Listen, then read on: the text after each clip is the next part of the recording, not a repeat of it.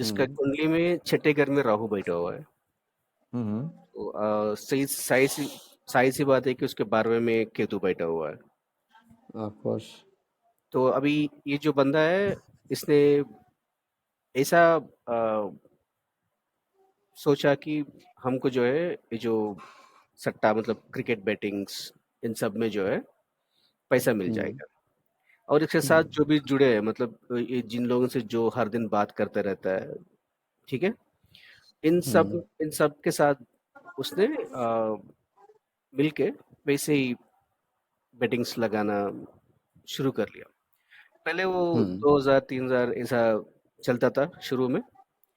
और हम्म बहुत सारे लोग हैं, मेरे मेरे जाने माने लोग, मैं जिनको जानता हूँ, मैं जिनको हम्म पहचानता हूँ, मेरे फ्रेंड सर्कल में, मेरे फैमिली सर्कल में ऐसे लोग हैं जो इस चक्कर में पड़े हुए हैं। और हम्म उनका क्या सोच है कि आज नहीं तो कल मिल जाएगा पैसा। हम्म और जिस जिस व्यक्ति के बारे में मैं खास करके बात कर रहा हूँ, उसके छठे घर में राहु है। हम्म। तो क्या इसका प्रभाव ज्यादा होता है क्या, मतलब ये बेटिंग्स करने में या पैसा गंवाने में, या स्टॉक मार्केट देखिए पे सर, पैसा लगा के? यहाँ नहीं नहीं, यहाँ पे फिर आपको मैं लेके आ रहा हूँ कि राहु अकेला जिम्मेदार नहीं है ना। जी। उसकी कुंडली में बुध की स्थिति देखिए आप। जी, बुध तो वो नौ में घर में रेट्रोग्रेड है वो। और ये कन्या लग्न के हैं, कन्या लग्न के हैं। कन्या लग्न का है। जी। और नौवे में चार ग्रह बैठे हैं, जुपिटर, आई मीन बृहस्पति, शुक्र, हम्म अ, हम्म और सूर्यदेव, और फिर हमारा हम्म, बुध, बुध। चारों। अब देखिए यहाँ शुक्र और बुध बैठ के उसके 9th हाउस में उसको प्रबल पितृदोष की अनुशंसा करते हैं। अच्छा। ठीक। बुध क्या है? बुध मरकरी और पारा। पारा होता है, जानते हैं मरकरी? हाँ, क्या मरकरी कहते हैं होता उसको है। इंग्लिश? मरकरी जो थर्मामीटर में होता है, पारा, पारा हाँ जी, जो। हाँ जी। तो बुध की धातु है पारा। जी। और गुरु की धातु है जो जुपिटर है, उसकी धातु है गोल्ड, सोना। जी। सोना और पारे को मिलाएंगे तो क्या बनेगा मालूम है आपको? नहीं सर। मिट्टी हो जाएगा। मिट्टी अच्छा। हो जाएगा। तो इसका ये कमा तो पाएगा नहीं जीवन में, मिट्टी ही होता चला जाएगा इसका पैसा।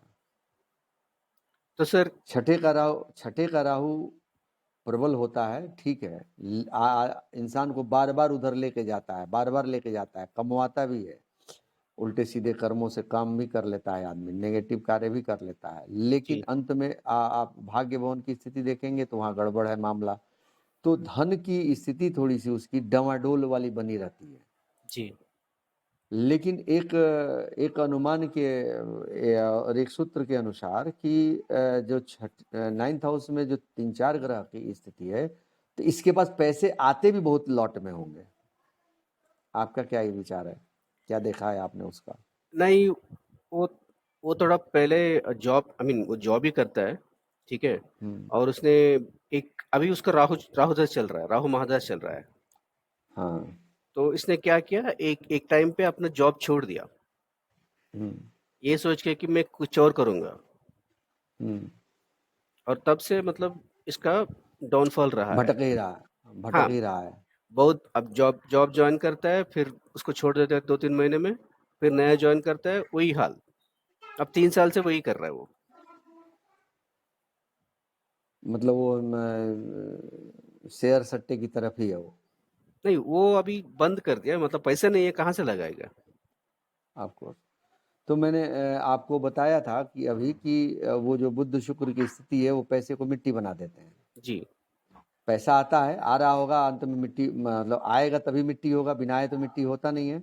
जी। यानी कि कमाया भी होगा, जो कमाया उमाया जितनी जितनी हमारी पूंजी होगी, जो कैपिटल बनाया होगा, वो सब कुछ गंवा के बैठ गए होंगे महाराज।